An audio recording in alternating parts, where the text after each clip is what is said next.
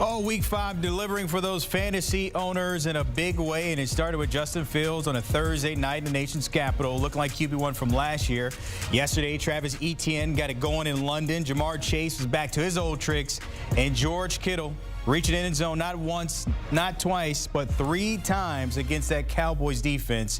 Check the numbers. You can see them for yourself. Fields with 4 touchdowns and no interceptions. A nice little 40-piece in fantasy. Travis Etienne maybe having his breakout game across the pond. By the way, the Jags are 2-0 in London this year. Chase, of course, proving he's still open like 7-11. 15 catches for nearly 200 yards and 52 in fantasy. And then Kittle, he had 4 targets, 3 of those ending in 6 and 27 fantasy points on a Sunday night. All right, let's dive into it. The fam, of course, checking in from FFT, Jamey Eisenberg and Heath Cummings. And, of course, you got plenty of winners to choose from. Jamey, I'll start with you. But who did you keep tabs on yesterday? Well, you know, Brandon, it was good to see a few players that we were expecting to see bounce back in a big way. You mentioned Jamar Chase. He's always open. Well, the guy throwing the ball was finally looking like the guy that we're expecting to throw the ball in Joe Burrow. Breece Hall had a great game. He was our start of the week, so fantastic to see the way that he performed against the Jets. Puka Nacua and Cooper Kupp, yes, they can coexist, and they can both be pretty successful, as we saw in that loss against the Eagles. And then in that same game, Dallas Goedert, we've been waiting for him to have a breakout game, and he finally had one as well. But let's go back to Joe Burrow, because it's been a struggle. You know, the calf injury was a problem. We thought, okay, how long is it going to take until he's looking like the Joe Burrow of old? Well, he certainly showed that he is back in that performance against the Cardinals. Jamar Chase was a big reason why, but without T. Higgins on the field, he lit up that defense. But most importantly, he was moving well. The mobility was back. The throws down the field were there. Joe Burrow is firmly back as a top 10, if not top 5 fantasy quarterback rest of the way. And I'm going to just admit the egg on my face with Brock Purdy. This is a guy that it's hard to project very high because he throws 25 attempts a game. He maybe throws for 250 yards, but the efficiency is just so incredible. The touchdown rate continues to be out of this world. We just have to believe in Kyle Shanahan. We have to believe in Brock Purdy. I'm just setting a floor of QB 12. If Brock Purdy's playing, he's ranked no lower than QB 12 until he shows us difference. Love to see the double-digit targets for both George Pickens and Dalton Schultz. This was something at the beginning of the year we thought we might see regularly for Schultz. He's back on the radar as a potential streaming tight end. And then Jaleel McLaughlin. They can't put this cat back in the bag as bad as the rest of this Denver Broncos offense looks. He's averaging 7.3 yards per carry on the season. The other 2 backs on his team, 3.6 and 3.7. You put those together, you get 7.3. Jaleel McLaughlin really basically worth a carry for each of the other 2 backs, and he scored all 3 of the Broncos running back touchdowns. I don't know when Javonte Williams is going to be back, but whenever that is, Jaleel McLaughlin should still have a role in this offense. Fantasy owners probably not wanting him to come back after we saw what those numbers he put up there, the lone bright spot for the Broncos there. All right, Jamey, how about those losers we saw on Sunday for you? Yeah, there's some buy low candidates here as we'll look at, Brandon. But, you know, Lamar Jackson, they should have won that game by 2 touchdowns against the Steelers. It was just an ugly performance for the Ravens across the board. Now, it wasn't all his fault. He had some guys drop touchdowns. Mark Andrews dropped one. Rashad Bateman dropped one. There were some drops from Zay Flowers as well that would have led to a bigger game for Lamar Jackson. But we keep waiting for him to be a consistent top 5 quarterback. And it seems like every time he gets going, there's a little bit of a stumbling block like we saw against Pittsburgh. But there's a huge bounce back potential coming against the Tennessee Titans.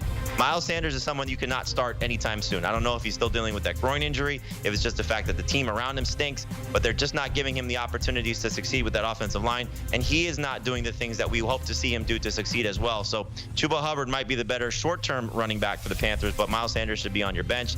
CeeDee Lamb, we're going to talk about in a second. I think there's a squeaky wheel game coming for him. And then Hunter Henry with the donut. I don't know if there's any Patriots right now you could say is easily worth starting at this point. Ramondre Stevenson's still on the cusp of that, and I think Hunter Henry still as well because of the position that he plays. But Mac Jones looked lost. Bill Belichick sounds lost. And the Patriots are having a very disastrous season right now. So to stay away from the Patriots is probably a good thing in fantasy. When it comes to CeeDee Lamb, we saw he had another down game against the 49ers. Look, there's going to be a game where he pounces back and bounces back in a big way. And I think he's starting to get frustrated with how Dak Prescott's playing, or really the lack of targets. We go back a couple years ago to that playoff loss that he only had 1 target in that game. Troy Aikman was complaining about you got to feed CeeDee Lamb when you have a player like this. That's where Mike McCarthy has to go to get this offense back on track, in my opinion. Get CeeDee Lamb going. Give him a double-digit target game, if not 15-plus targets. Just start getting your best players the ball. Him and Tony Pollard are your best players. And I think CeeDee Lamb is a great buy low candidate because the season so far has been very frustrating. I've got a Cowboy and a Patriot on my losers list as well. Not a good weekend for them. I do think if you look at Dak Prescott, if you look at Tyler Higbee, both of those guys, unless you're in a super flex or tight end premium league, are droppable. Higbee's just not going to get the targets with Cooper Kupp and Puka Nacua both there. And Prescott's been flat out bad almost all season long. Garrett Wilson's certainly not droppable, but I was disappointed by a couple of things. One, the step back that Zach Wilson took.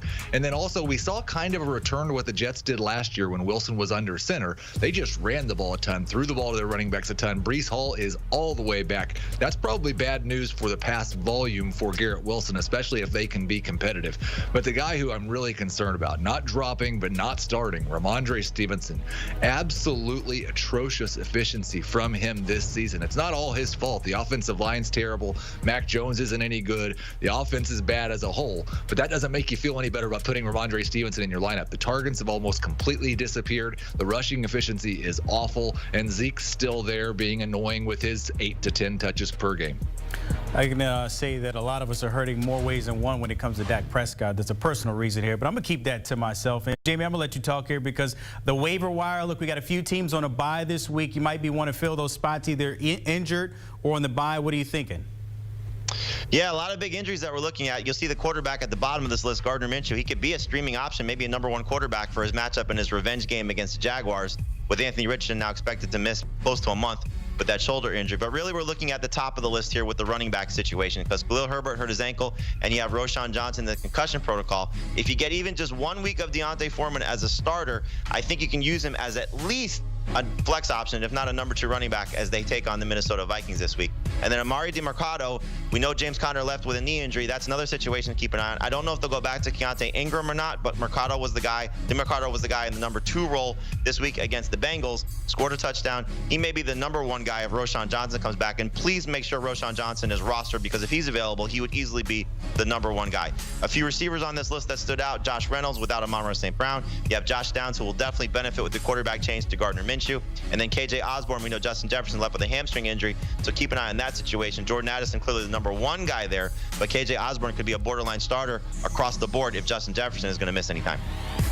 And I think Josh Downs might be a pretty good start this week with Gardner Minshew. Rashee Rice still not there yet. Allison that he got the touchdown. He's looked good on the limited snaps that he's getting to play, but actually saw his snap rate go back down last week. Kadarius Toney playing a little bit more. I wouldn't think that's a long-term concern. I still want to roster Rice, and I think his roster rate should be closer to 65 or 70%.